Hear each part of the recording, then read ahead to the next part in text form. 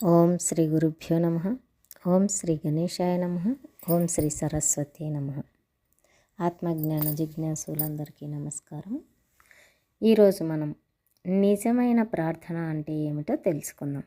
వివేకానందుని జీవితంలో అని సంఘటనల ద్వారా. మనలో చాలామంది దేవుడిని కోరికలు కోరడానికే ప్రార్థిస్తాం. నాకు అది కావాలి, ఇది కావాలి అని అడుగుతాం. కానీ సాక్షాత్ దైవం ఎదురుపడితే ఇంట్లో తినడానికి తిండి లేని స్థితిలో కూడా నాకేమీ వద్దు, నీ భక్తి కావాలి అని అడగగలమా? స్వామి వివేకానంద జీవితంలో జరిగిన ఈ సంఘటన మన ప్రార్థన తీరునే మార్చేస్తుంది. అది నరేంద్రుడు యవ్వనంలో ఉన్న సమయం. హఠాత్తుగా తండ్రి మరణించారు. కుటుంబ భారమంతా ఆయన భుజాన పడింది. ఇంట్లో తల్లి, తమ్ముళ్ళు ఆకలితో అలమటిస్తున్నారు.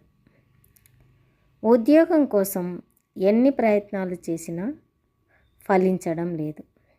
అప్పుడే ఆయన తన గురువు శ్రీ రామకృష్ణ పరమహంస దగ్గరకు వెళ్ళారు. అయ్యా, నా పరిస్థితి దయనీయంగా ఉంది. మా కుటుంబ కష్టాలు తీర్చమని ఆ జగన్మాతను వేడుకోరాదా అని నరేంద్రుడు అడిగారు. దానికి రామకృష్ణులు, నరేన్, నువ్వే స్వయంగా వెళ్ళి అమ్మవారిని అడుగు, ఆమె నీ ప్రార్థన తప్పక వింటుంది అని చెప్పారు. నరేంద్రుడు ఆలయానికి వెళ్ళాడు. అక్కడ అమ్మవారి సంపూర్ణ వైభవం ఆయన కళ్ళ ముందు సాక్షాత్కరించింది. కానీ విచిత్రం, తన ఆకలిని, ఇంటి కష్టాలను పూర్తిగా మర్చిపోయారు. అమ్మా, నాకు భక్తిని ఇవ్వు, జ్ఞానాన్ని ఇవ్వు, వైరాగ్యాన్ని ఇవ్వు అని మాత్రమే అడిగి తిరిగి వచ్చారు. బయటకు వచ్చాక తన తప్పు తెలుసుకొని గురువుగారి ఆజ్ఞతో మళ్ళీ ఒకసారి అమ్మవారి దగ్గరకు వెళ్ళారు.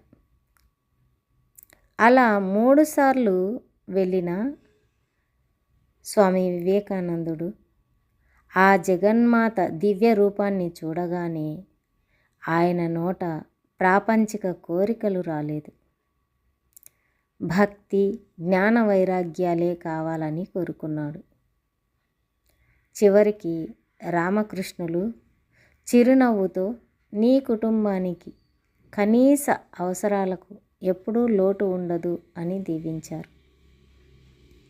మిత్రులారా, ఈ సంఘటన మనకు నేర్పే గుణపాఠం ఒకటే. ప్రార్థన అంటే కేవలం కోరికల చిట్టా కాదు, భగవంతుని దగ్గరకు చేర్చే మొదటి మెట్టు.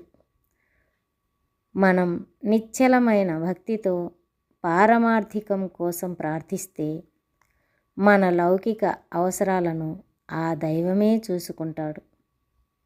శ్రీమాత్రే నమః.